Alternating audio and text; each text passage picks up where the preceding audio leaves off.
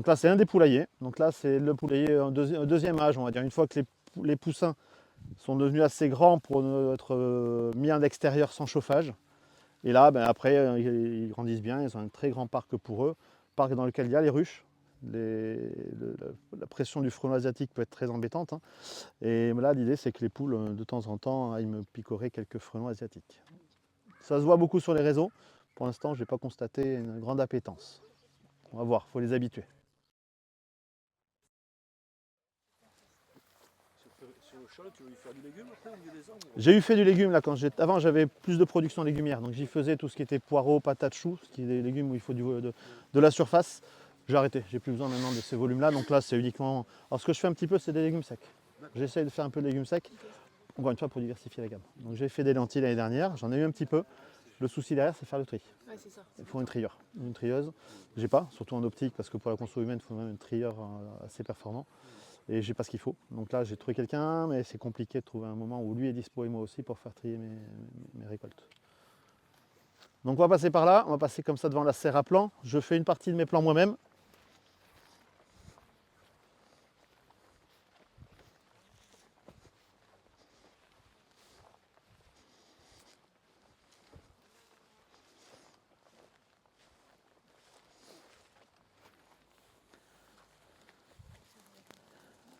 Donc on peut voir ici une première zone de culture, petite zone de culture, où il y a beaucoup de fleurs, parce qu'en fait ce sont les choux qui avec ces grosses chaleurs sont très vite montés, les choux chinois en premier. On peut voir d'autres choux, choux cabu, choux milan, qui commençaient eux aussi à faire leur hampe florale. Là c'est un ami là-bas qui me donne un petit coup de main, il y a énormément de travail en ce moment, donc il vient me donner un petit coup de pouce de temps en temps. C'est toujours appréciable en maraîchage. Comment? Qu'est-ce qu'on fait là? On a du boulot partout. C'est exactement ça, mais en même temps, il faut faire connaître notre métier. Donc là voilà une serre à plants qui était dimensionnée pour l'espace que j'avais avant. Oui bien sûr. Vu que j'ai beaucoup moins de volume maintenant, j'en utilise qu'un quart de l'espace. J'ai fait cette année une couche chaude pour pouvoir démarrer les plants un peu plus tôt en saison. Et donc là, c'est toutes les tomates, concombres, aubergines, poivrons qui vont rejoindre les serres dans très peu de temps. On a commencé à planter, mais on est un peu en retard cette année parce que j'ai eu de gros dégâts avec la tempête Nils. Et donc on a une à 2 semaines de retard sur la totalité des activités.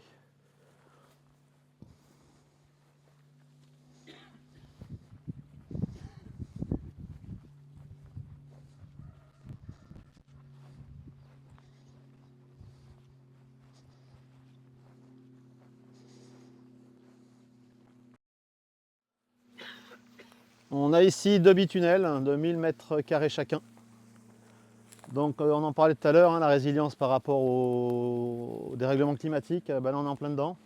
La tempête Nils m'a débâché 3 serres sur 5 au début février. Autant vous dire qu'à un mois du début de la saison, c'est toujours galère. Grâce à l'aide des personnes, des clients essentiellement, des copains, on a pu rebâcher. On a terminé la semaine dernière, donc c'est tout frais. Ce qui me permet maintenant enfin de lancer les cultures d'été. Donc on a les premières tomates qui ont été repiquées. On va très vite compléter tout ça dans les jours qui viennent.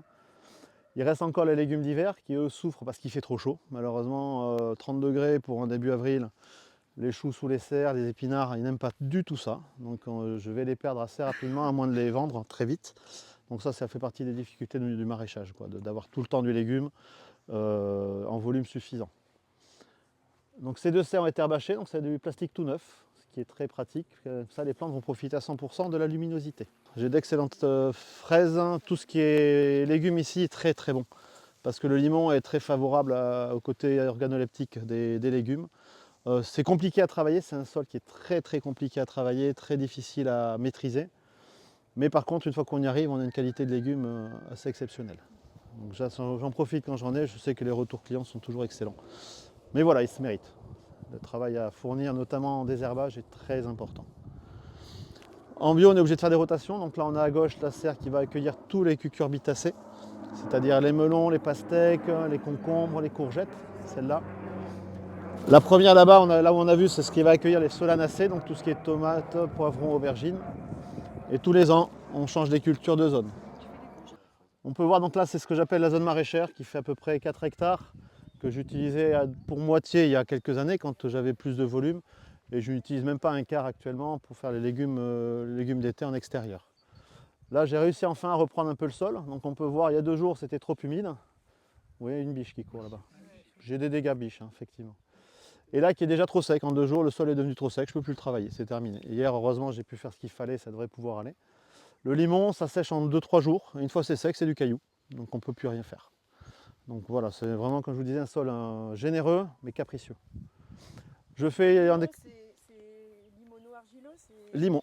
J'ai 5% d'argile ici, entre 5 et 10%, ce qui est assez faible. J'ai beaucoup de limon sur une épaisseur d'au moins 80 cm, donc j'ai de la profondeur, donc ça c'est intéressant. Mais le limon, c'est hyper compactant. C'est vraiment limon. Oui, c'est vraiment limon.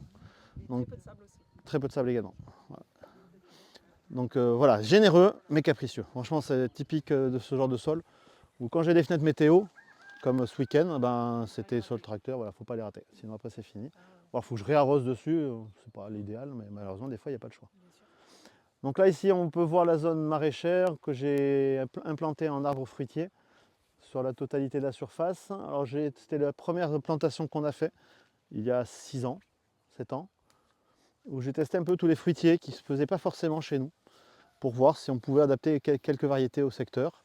Donc on a fait du pêcher, de l'amandier, de l'abricotier, du nachi, du kaki, enfin bref, tous les fruits qui se mangent, qu'on peut faire chez nous normalement. Certains ont bien résisté, d'autres moins, mais on se permet de les regreffer, par exemple les abricotiers, moi c'est un fruit que j'adore. Chez nous malheureusement c'est très compliqué, il n'aime pas trop l'humidité. C'est les premiers qui sont morts lorsqu'il y a eu une gelée en avril il y a 5 ans. Une petite gelée en pleine période de floraison, c'est radical. Les abricotiers détestent ça. On les a surgreffés avec une variété un peu plus rustique. On va voir ce que ça donne. La greffe a bien pris. On va voir ce que ça donne. Quand les zones sont terminées, comme on peut voir là-bas ou ici, c'était les patates l'année dernière. Dès la récolte, j'ai pu un petit engrais vert. L'idée, c'est aussi de régénérer le sol, d'augmenter le taux de matière organique.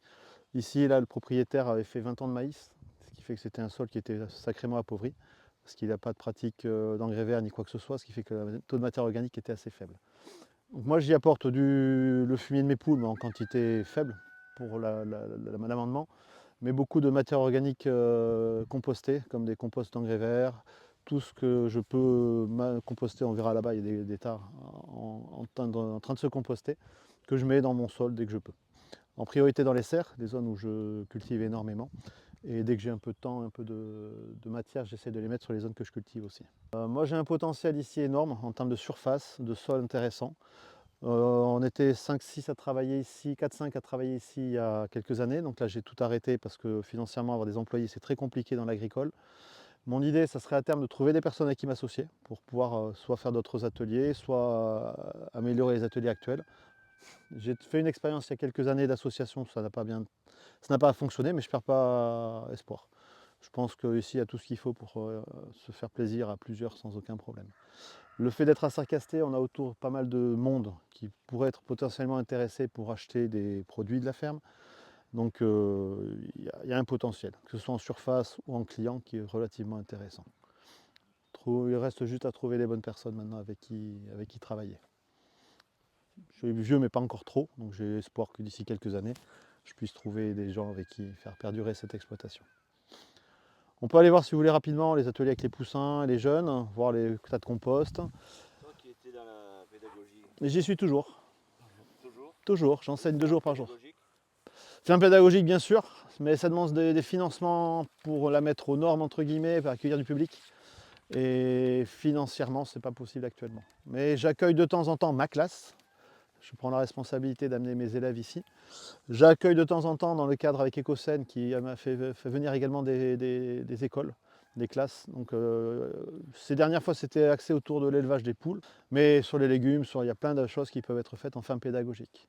Mais ça nécessite un investissement important en début d'activité et du monde, parce que là pour le coup je suis déjà à beaucoup d'heures par semaine, donc j'ai pas le temps à consacrer à ça, alors que l'envie y est fortement vu que je suis enseignant moi à la base, que je continue d'enseigner.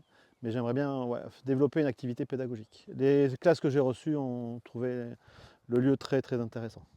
Donc ça c'est une possibilité d'évolution ici, clairement. Il y a de la demande, hein. Les enseignants me demandent sans arrêt. Je suis obligé d'en refuser parce que j'ai pas le temps. Et encore une fois, parce que c'est compliqué vu que je dois respecter des normes d'accueil du public assez strictes. Et convertir la totalité de la ferme à un accueil du public, ce serait très onéreux. Mais l'idée est là, si quelqu'un veut développer ça. Donc là, on arrive sur la zone technique, qui n'est pas la zone la plus jolie, la plus instagrammable. Mais en même temps, c'est la réalité.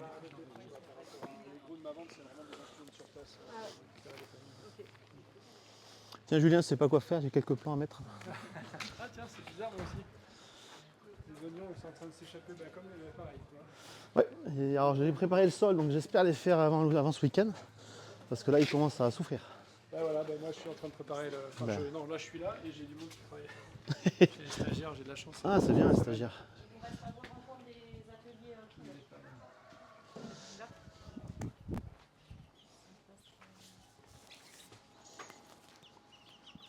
Ah, il fait bon ici.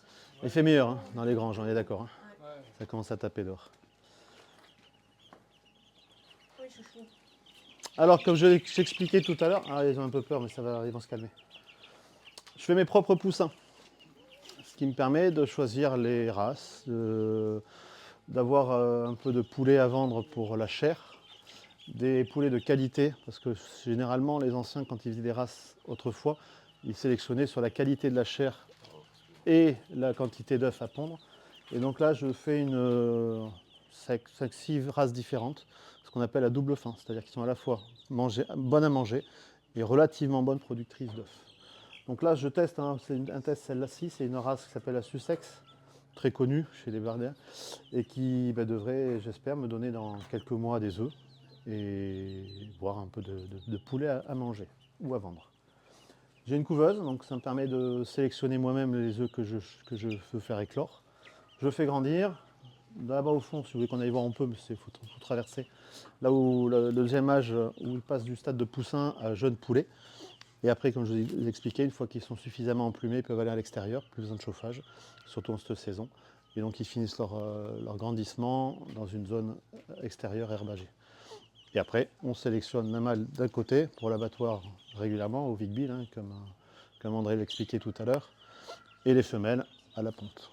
En fin de ponte, au bout de 2 ans, en général, les femelles pondent beaucoup moins. Je pourrais faire un écarissage et les mettre à la benne, entre guillemets. Je les valorise. Le conservateur du Vic-Bill propose des transformations très intéressantes sur même les vieilles poules. Et on a de très bons produits. Donc la poule en gelée, j'ai fait de poulet basquaise, de la chouette de poulet, des rillettes, du pâté, tout ça. Ça peut se faire même avec des poules anciennes, avec une très bonne qualité. C'est des produits qui partent bien au magasin. Parce que, encore une fois, ça diversifie un petit peu plus ce que je peux proposer. On peut voir le magasin, bien sûr. Il n'y a pas grand-chose, il est vide, parce que moi, tous les produits sont au frais. Mais le magasin, bien sûr, pas de problème.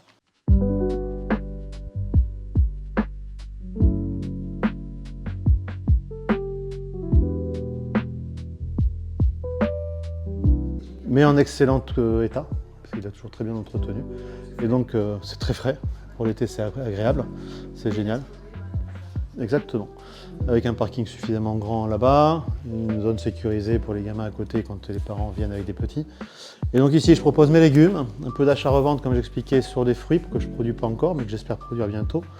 Et un peu d'achat-revente sur les pains et produits laitiers de la Sarrazitz.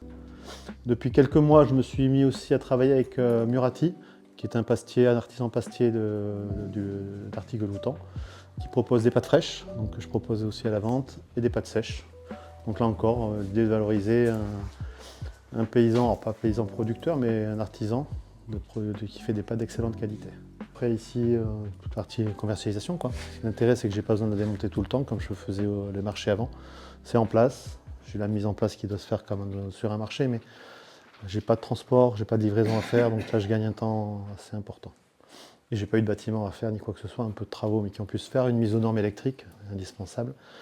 Mais j'ai pu le faire financer pour une petite partie par une aide de la région, tout comme l'installation de la chambre froide, là, sur laquelle on est passé devant tout à l'heure.